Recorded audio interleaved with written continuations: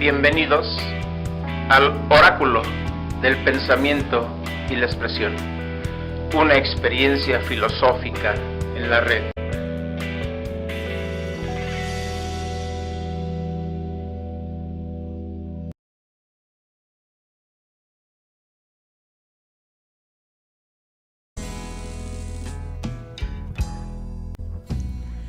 Hola a todas y a todos. Ahora, en el Oráculo del Pensamiento y la Expresión, presentamos lo dionisíaco de la canción rupestre, o la canción rupestre no es neutral, parte 2. El día de fondo que oímos en este infográfico es Puesto de Auxilio, de Arturo Meza, de su disco Ni Serpientes ni Escaleras, del 2016. Acompañado Meza de su grupo Los Terceros. Puesto de Auxilio es una canción mayor, dado que recoge la atención de la ciudad, cuyas placas tectónicas o del subsuelo sucias se encuentran y requieren de una acción de limpieza, de purificación, al modo como se limpia un espejo, un manto acuífero, las estructuras sociales o políticas de un gobierno, el alma o la conciencia de una persona. Así, la ciudad necesita sanar y volver a la armonía esencial de la ciudadanía en todos los niveles.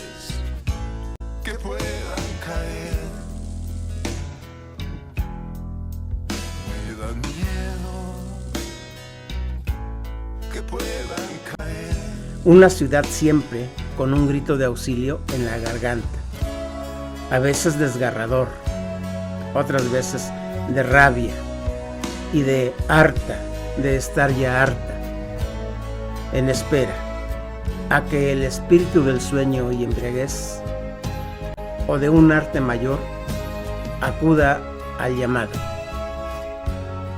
en espera a que la osada y transgresora canción rupestre reavive las raíces de lo más auténtico y primigenio en un acto ceremonial y ritual de verdad, bondad y belleza, como en el origen arcaico fueron las cosas de la vida humana. A esto está convocada la canción rupestre. De no ser así, entonces está de más, o del montón es. Estoy de pie, atónito, enfrente de mi casa. El arte dionisíaco, en cambio, descansa en el juego con la embriaguez, con el éxtasis. Dos poderes, sobre todo, son los que al ingenuo hombre natural lo elevan hasta el olvido de sí, que es propio de la embriaguez, el instinto primaveral y la bebida narcótica. Sus efectos están simbolizados en la figura de Dionisio. Nietzsche. Edificio de banco se usa de puesto de auxilio, pero veo solamente cadáveres tendidos a través de los pilares salidos del humo. Me dan miedo los durmientes. La canción rupestre no es ajena a la corrupción, como enfermedad de las capas telúricas de la ciudad, por lo que es vital sanarlas mediante el retorno a la naturaleza, que al fin y al cabo provee y auxilia al ser humano cuando más en condición de desamparo éste se halla.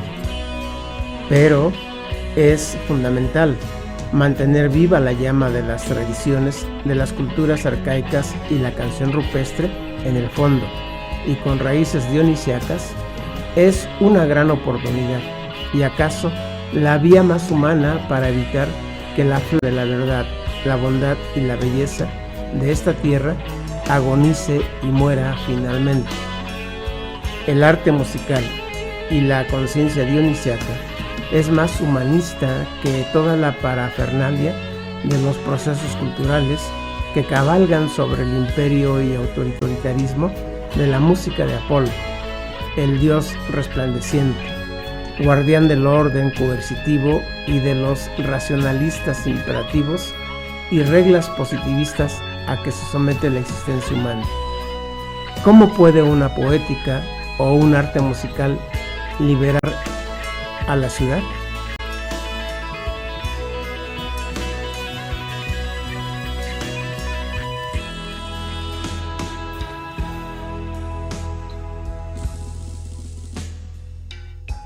Es común creer que la cultura, en este caso, que las canciones son meras canciones, como si tuvieran un valor neutral, como si no estuvieran cargadas de subjetividad, de valores, de creencias, de aspiraciones, de anhelos, sueños, pero también frustraciones y esperanzas, etc. Por esto es que la postura de los rupestres, desde luego, también son un humanismo. Desde su germen, lo rupestre es un cantar y contar. Es un arte social siempre contrario al ejercicio del poder y sus instituciones que no quieren humano al ser humano.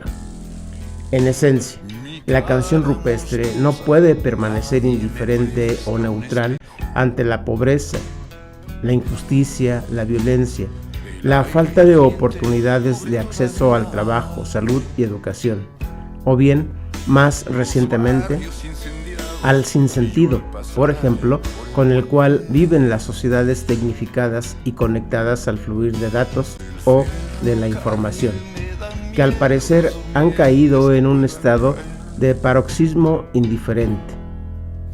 Desde su origen, los rupestres declarativamente decidieron apostar por la libertad, el amor y el bienestar de todos en la ciudad, razón por la cual fueron objeto de desacreditación y más. Pero aguantaron vara, resistieron y sobrevivieron a los apañones de la ley y descalificación social y cultural. A través de los pilares salidos del humo. Me dan miedo los durmientes que puedan caer. Me dan miedo. Por la década de los años 80 del siglo pasado, arribaron a la escena cultural los rupestres, que coincidían con cambios estructurales en el corazón de la sociedad y una ciudad que se estremecía por el dolor de muchos conciudadanos fallecidos y sus edificios colapsados a causa del terremoto de 1985. Una situación dura, difícil para todos, en donde la pobreza crecía, el desempleo, la desigualdad cabalgaban las desoladas calles y mientras tanto las élites nacionales se enriquecían más y más y ejercían la represión ante el florecimiento de cualquier iniciativa de autogestión. Sin embargo, este contexto, lleno de transformaciones y quebrantamientos, también sirvió como fuente principal para una poesía y para una canción simple, coherente, llena de esperanza y de amor por poner de pie a la población y a la ciudad, sin otro interés que el de conseguir espacios de creación y de expresión. Mientras tanto, un gusano naranja recorría las tripas de la doliente ciudad y una voz profética salía de las ruinas del edificio Nuevo León, allá en Tlatelolco.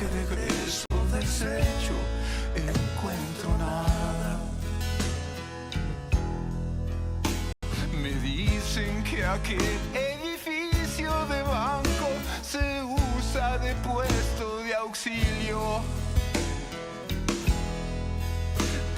Claro, los rupestres en general, lo mismo que en cualquier otra civilización posesionada cultural y jurídicamente, fueron inmediatamente descalificados como salvajes, bárbaros o extraños o advenedizos, como en Egipto, Persia o Grecia en la antigüedad. Se les señalaba como extranjero o bárbaro a aquellos grupos de gente que no hablaran las lenguas de estas culturas.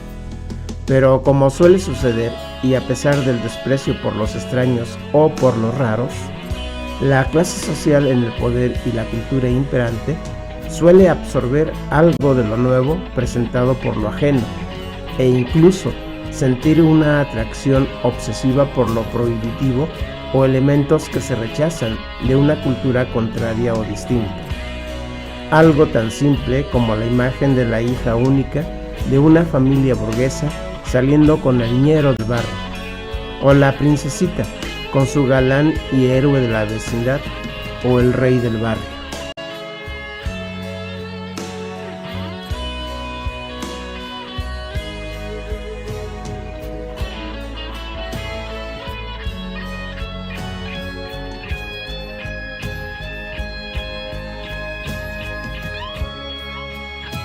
En este caso, los rupestres como tal, en el imaginario de las élites en el poder, surgían como demonios del fondo de las cavernas o de las alcantarillas, que el estremecimiento de la tierra había puesto en libertad y que estaban aquí para envenenar su enajenada e intoxicada cultura, con la esperanza de la paz, el amor, la igualdad y la libertad, o todos esos valores universales que recrean la dignidad de todos los hombres. Por lo tanto, había que reprimirlos o empujarlos a regresar a la oscuridad de la ciudad, enviarlos al averno y a la vez darles la oportunidad de manifestación, por supuesto, en espacios marginales o periféricos, a la sombra de la cultura oficial, como en los festivales culturales oficiales del Estado, siempre para aparentar apertura, inclusión y democracia cultural. Se ofrecen espacios pequeños para lo alternativo o lo contracultural. De esa manera se apagan las provocaciones e incendios de lo distinto. El aire ardiente cubre todavía los barrios incendiados y yo al pasar por el puente. Como en la antigua Grecia o en la Roma imperial, los enemigos siempre fueron los extranjeros, a quienes siempre se mantuvo a raya, pero a la vez a apropiarse, aunque sea de modo oculto, de aquellas manifestaciones que venían a sacudir el exceso de formalidad, aburrimiento y de autoritarismo de las visiones racionalistas o apolíneas que implicaban reprimir los instintos y pulsiones primaverales de la subjetividad. Es decir, en el fondo, una cultura o una religión dominante terminan por apropiarse y reconvertir a aquellos cultos más prohibitivos o irracionales y ponerlos en práctica como propios, aunque en un principio de manera secreta. El cristianismo lo hizo con los cultos herejes y paganos y los oficializó mediante un calendario festivo y litúrgico. En el caso de la civilización del siglo V a.C. en Grecia, era común los cultos dionisíacos, cuyos rasgos son la intensidad y lo orgiástico del desenfreno de las pasiones e instintos primaverales. Los cultos a Dionisio se celebraban en el claro del bosque, lejos de la vida cotidiana y lejos también de los ojos del poder. Para varios filósofos del siglo XX, la verdad aparece en lo claro del bosque.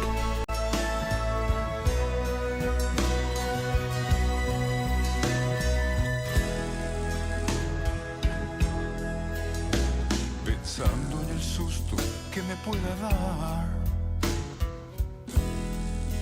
En el estadio dionisíaco escribía Nietzsche: todas las delimitaciones de casta que la necesidad y la arbitrariedad han establecido entre los seres humanos desaparecen. El esclavo es hombre libre, el noble y el de humilde cuna se unen para formar los mismos coros báquicos. En muchedumbres cada vez mayores va rodando de un lugar a otro el evangelio de la armonía de los mundos, cantando y bailando, manifestándose el ser humano como miembro de una comunidad superior, más ideal. Ha desaprendido a andar y a hablar. Más aún, se siente mágicamente transformado y en realidad se ha convertido en otra cosa. Al igual que los animales hablan y la tierra da leche y miel, también en él resuena algo sobrenatural. Bien se puede gritar que, a decir de Nietzsche, los individuos bajo el dominio de Dionisio o de Baco, dios del vino, se sienten como dioses. Todo lo que vivían solo en su imaginación, ahora lo pueden percibir en sí. Los rupestres representaban el horizonte de un arte de la embriaguez, de la liberación y de la resignificación, no solo cultural, sino de la vida entera, por lo menos en la ciudad. Buscaban su claro del bosque.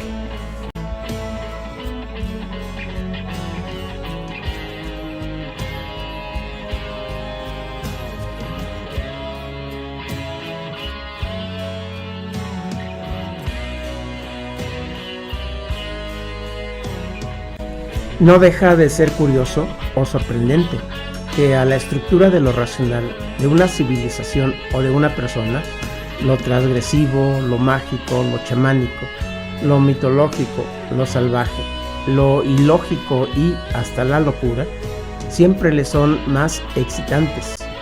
Pero como la seriedad y la cordura es el signo positivo de lo civilizado, a lo dionisíaco hay que mantenerlo a raya o oculto, como a los rupestres en su momento, y de vez en cuando dejarlos aparecer, pero como signo del folclore de un pueblo o rasgo carnavalesco de la tradición o simplemente como manifestación de la cultura popular.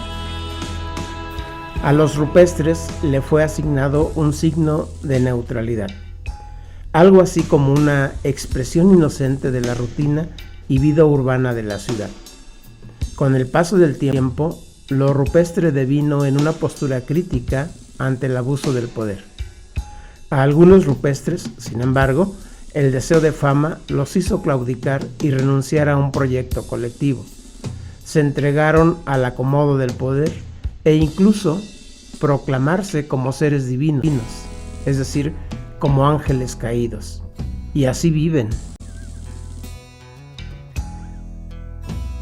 Pensando en el susto que me pueda dar, mi cara monstruosa, nadie me presta un espejo. También es un hecho que en el desarrollo cultural de una sociedad se puede observar cómo paulatinamente lo extraño o ajeno y prohibitivo de una nueva fuerza o corriente cultural, en este caso musical, va siendo objeto de un proceso de domesticación y finalmente de integración, con lo que sin duda se neutralizan todos esos aspectos que en su momento fueron transgresivos y revolucionarios. ¿O es que en el caso de los rupestres contemporáneamente, o de esos grupos que en su momento representaron un aliento de libertad, prontamente fueron reclutados por las huestes del espectáculo al servicio del poder?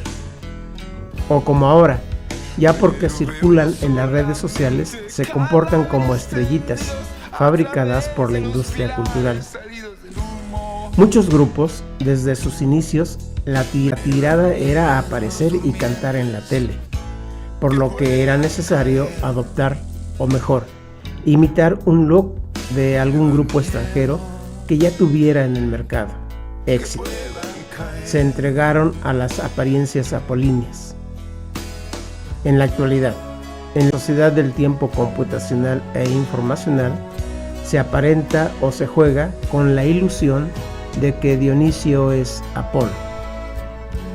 Hay situaciones, es comprensible, en donde el rupestre se cree un dios.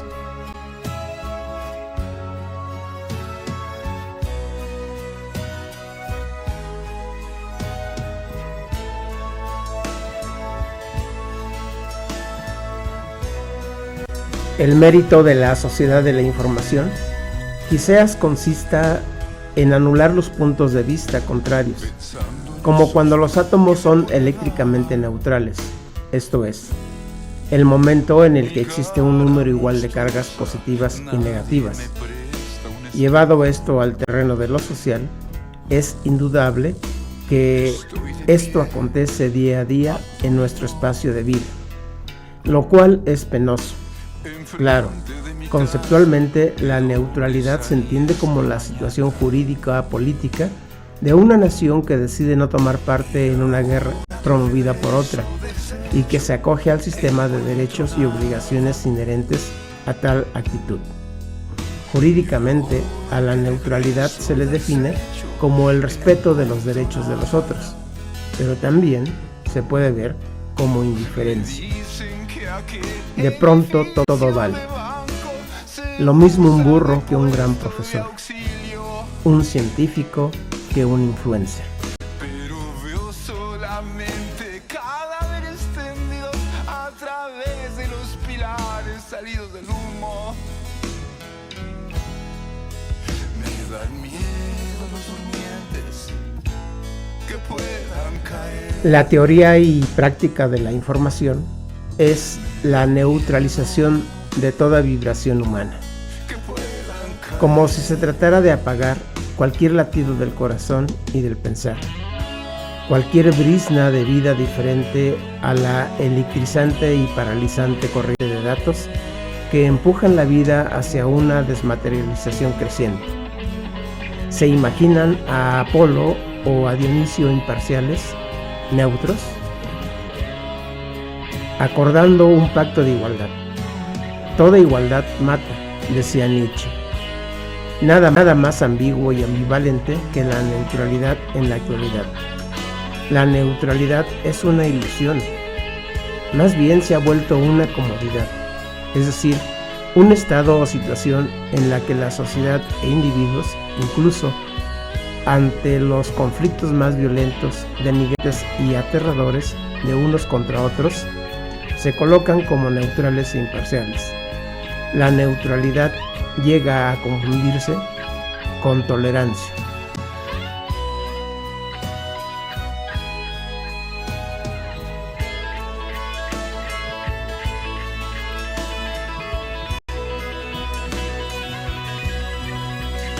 En las sociedades contemporáneas se cree que tolerar algo es sobrellevar aquello que en un momento dado parece o es inconveniente, equivocado, nocivo o incorrecto, doloroso, ofensivo o en general indigno de aprobación.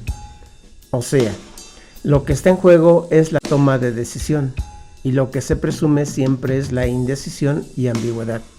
Esto es, puede reprobarse aquello que parece ser malo y contrario al bienestar común, pero en cambio se soporta la expresión de opiniones racionalmente argumentadas que se estiman como erróneas, pero que como han sido pronunciadas o decretadas por un órgano jurídico, por ejemplo, se aceptan y se llevan a la práctica como signo más alto de humanismo. Nadie me presta un espejo. El aire ardiente cubre todavía los barrios incendiados. En las redes sociales, por ejemplo, en las encuestas, los usuarios pueden estar o no de acuerdo sobre lo bueno y lo malo, equivocarse en cuanto a lo uno y a lo otro, e inclusive llamar bueno a lo malo y viceversa. Pero es casi seguro que siempre que alguien quiera impedir o asegurar alguna cosa, pretende evitar algo que, con razón o sin razón, considera malo, o bien proteger lo que se juzga como bueno. Los puntos de vista, algunos serán a favor y otros en contra, al grado de que, efectivamente, se establece un momento de encuentro entre cargas positivas y negativas que se anulan, lo cual es ideal para los decididores o los programadores del algoritmo de tal o cual caso. Se neutralizan las posturas, mas la acción de neutralización se hace ver como posibilidad real de los derechos de los usuarios. Eso es lo peligroso. Aquí la neutralidad es, desde luego, una trampa totalmente transparente que exhibe al indiciado para su linchamiento mediático. He ahí la eficacia ahora de lo apolíneo, refugiado en la información.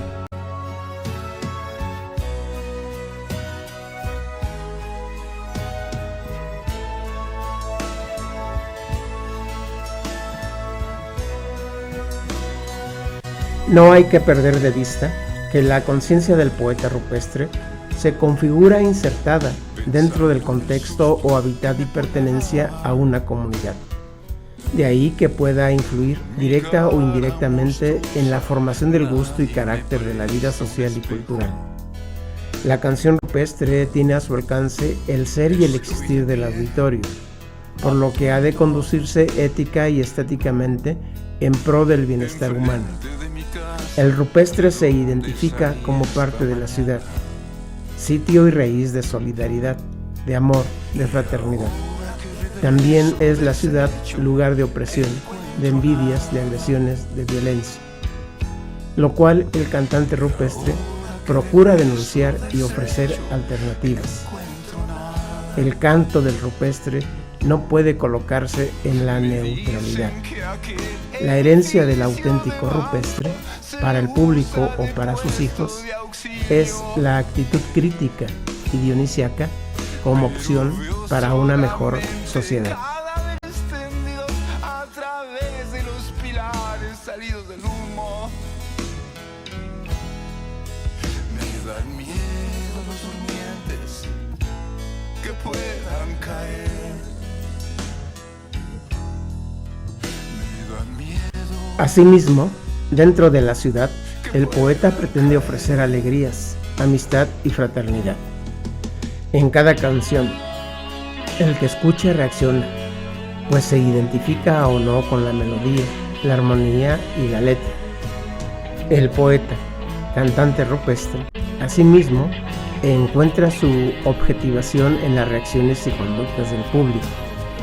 Hay reciprocidad en la gratuidad y con esto se anula precisamente toda neutralidad. Las canciones de los rupestres son un signo de libertad y una opción estética también.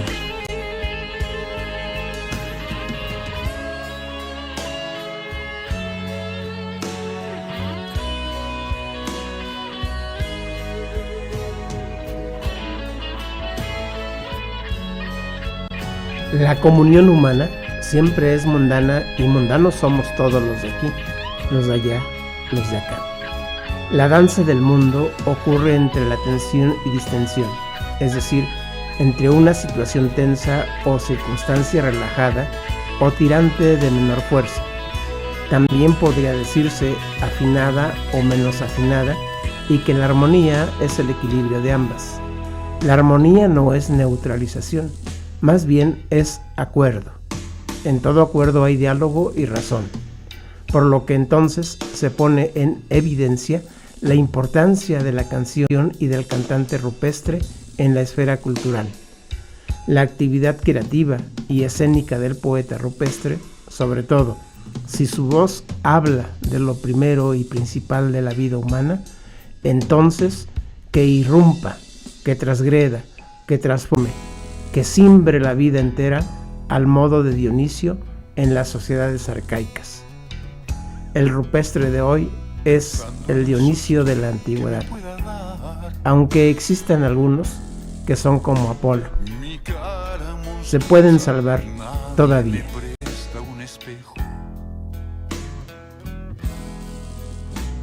El aire ardiente cubre todavía los barrios incendiados, y yo al pasar por el puente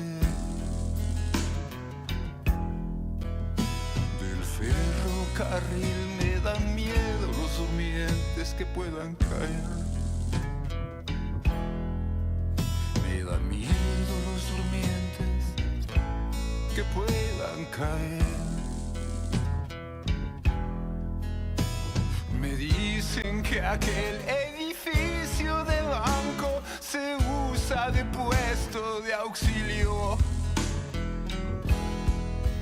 pero veo solamente cadáveres tendidos a través de los pilares salidos del humo. Me dan miedo los durmientes que puedan caer. Me dan miedo que puedan caer.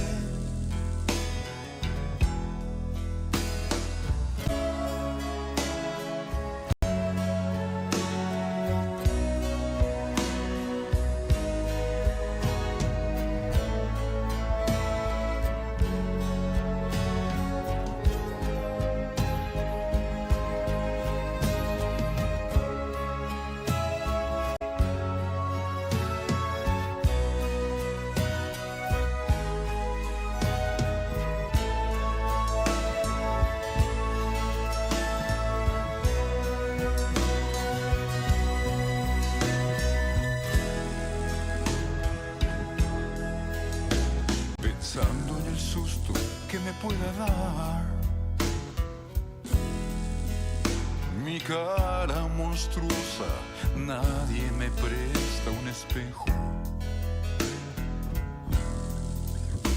Estoy de pie, atónito, enfrente de mi casa, de donde salí esta mañana.